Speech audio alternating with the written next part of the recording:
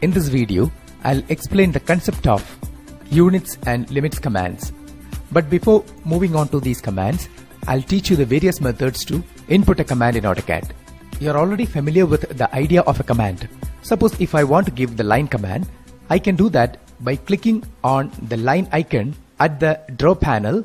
When I click there, it'll ask me for the first point.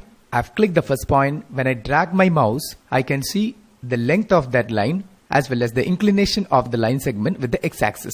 I'll just left click to define my next point and left click once more to define the next point. Likewise, I can draw this line. Suppose if I want to cancel this ongoing command, I can do that by pressing the escape key. Next, I would like to construct a circle. But this time, I'm not going to use the ribbon to choose the circle command, but instead, I'll type the first letter of the circle command, that is C. In AutoCAD, each and every command has got abbreviations, which we can memorize and input those abbreviations. So I'll type the letter C. When I type C, AutoCAD will list all the commands that start with the letter C. I can either give an enter to execute the circle command, or else I can choose any other command which starts with the letter C by picking against that command. So I'll give enter. It'll ask me for the center point, which is called the default prompt. So I'll just give a value which is say 500, 500. You can see that appearing at the cursor location, and press tab and again type 500 and give an enter. So the center is defined here at that coordinate location. Now it is asking for the radius. But instead of giving the radius, if I want to give the diameter, I can either click on the diameter option or else I can type the letter which is given in blue color. Since here D is given in blue color, I can type that letter. But it's always easy to click against that option. Now it is asking for the diameter instead of radius. So I'll give the diameter of 600 units. So I'll give 600 and that will appear at the cursor location and give an enter. So in AutoCAD, by default, each and every inputs which you give appear at the cursor location. That is because the dynamic input is on. If this option is not displayed here, you can go to customization button. You can activate this option here. Once you disable the dynamic input, then the commands and the user inputs given will appear at the command line. By pressing the up arrow key, you can go backwards and you can see all the previously given commands. And by using the down arrow key, you can go forward. And by pressing the F2 function key, you will get all the previously given commands and the prompts. You can just scroll down and see all the details clearly. And this is what you call as the history. And if you want, you can just right click and copy this history and you can paste it onto any text editor for a future reference. And by pressing F2 again, you can close the history window. AutoCAD memorizes the most recently given command, which can be repeated by giving an enter or by right clicking the mouse. I'll just right click the mouse to get the context sensitive menu. Here, the first option is repeat arc. Since arc being the most recently given command, by clicking on this repeat arc option, I can repeat the arc command. I'll just press escape to cancel this. Now, I can also repeat the most recently given command by pressing the enter key. As you know, a keyboard has two enter keys. But in AutoCAD, the enter can also be given by pressing the space bar. And that is a preferred method because space bar is a larger key when you compare with the normal enter keys of the keyboard. In AutoCAD, you can always undo a command. And undo will reverse the effect of the most recently given command. For example, I'll draw a circle using the center radius method. Then I'll just give right click to repeat the circle command once more. Again right click, repeat circle, and I'll draw one more circle. Undo can be given either by typing U at the keyboard or you can choose undo from the quick access toolbar. So I'll just give undo, so that circle is gone. One more undo, that circle is gone. With the third undo, you can remove the circle which you have drawn first. Now I'm going to give redo, and redo will always undo the undo. Now I'll give redo, redo, redo. I've got it back. But the redo should be given immediately after the undo. Otherwise, it won't work. Next, I'll talk about units command. Before we start any drawing, we have to set a proper unit. Basically, we create drawings in decimal and imperial units. In AutoCAD, when you work, we actually create the drawing in the true dimensions. Later on, while going for the plot, you can specify a proper scale to scale down the drawing or to scale up the drawing. So let's go to units command. You can type the letter UN for units and you will see the drawing units dialog box appearing, or else you can go to the application button, drawing utilities, and here you can see the units. You will see the same dialog box. We should set the units for the linear as well as for the angular measurements.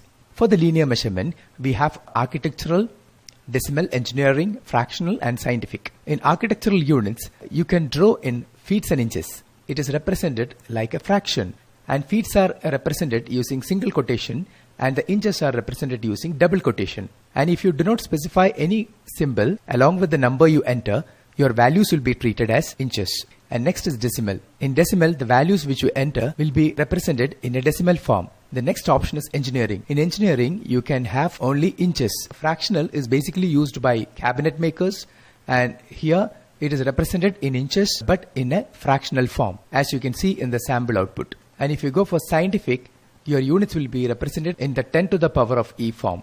That means in the exponential form. Let's select decimal, because decimal is basically meant for metric and which is commonly used in India. Next, we have to set the number of decimal places. You can go up to 8 from 1 decimal. I'll set, say, 2 decimal places. Next, we have an insertion scale option. In AutoCAD, you can insert an external block, which is nothing but an external object or an external drawing into the current drawing. Suppose that external drawing is drawn in a different units. AutoCAD will scale that inserted drawing in such a way that its unit matches with the unit of the current drawing. Next, we can set the lighting units, which I'll set at international. We have 3 options here, and we have the system of angular measurements, which is decimal degrees, degrees, minutes and seconds, gradients, radians, etc. The commonly used system is decimal degrees. Here also you can go for the number of decimal places for the angular measurement, and by default the angles are measured in the counterclockwise direction or anti-clockwise direction. But if you want the angles to be measured in the clockwise direction, you can just click over here. Now just click on the direction button to set the base angle position. By default, the base angle is set at east. That means rightward, the positive x-axis direction. If you select north, your 0 angle will be set at y-axis direction or in the north direction. You can choose any desired option. I'll set it at east, which is the default. Now you can just give OK to go out of the units command. Next, I'll talk about the limits command. But before exploring the concept of limits, I would like to give you an overview of the coordinate setup in AutoCAD. This AutoCAD screen is assigned a Cartesian coordinate setup, and the same coordinate setup which you have learned in coordinate geometry. And this particular icon indicates the directions of x-axis and y-axis. But there is also a z-axis which is coming towards us. If you want to see the direction of the z-axis, you can just hold on the shift key and press the scroll button of the mouse. You can tilt the coordinate setup and you can see the z-axis. Okay, I'll just give undo to cancel this operation. There are grid lines on the screen running in the horizontal and vertical directions, just as you see in a graph paper, and the distance between each grid line is set at 10 units by default in both directions. If you want to change the grid spacing, just right click and you can go to grid settings. Here you can change the spacing from 10 to any other value. And if you want, you can suppress the display of grid by pressing here, and you can press once more to get the grids back. Or you can use the F7 function key to control the display of grids. Similarly, there is a snap option available. When the snap mode is on, the cursor jumps from one grid point to another. For example, if I try to draw a line, you can see that the cursor jumps from one grid point to another. And this feature can be used to precisely locate points. Presently, snap and grid spacing is given the same value. But if you want, you can change the snap spacing. For that, you have to right click on the snap button in the status bar toggles, then go to snap settings, and here you can give a new value if you want. Snap mode can be enabled and disabled by pressing the F9 function key. I hope you have got an idea about what snap and grid is all about in AutoCAD.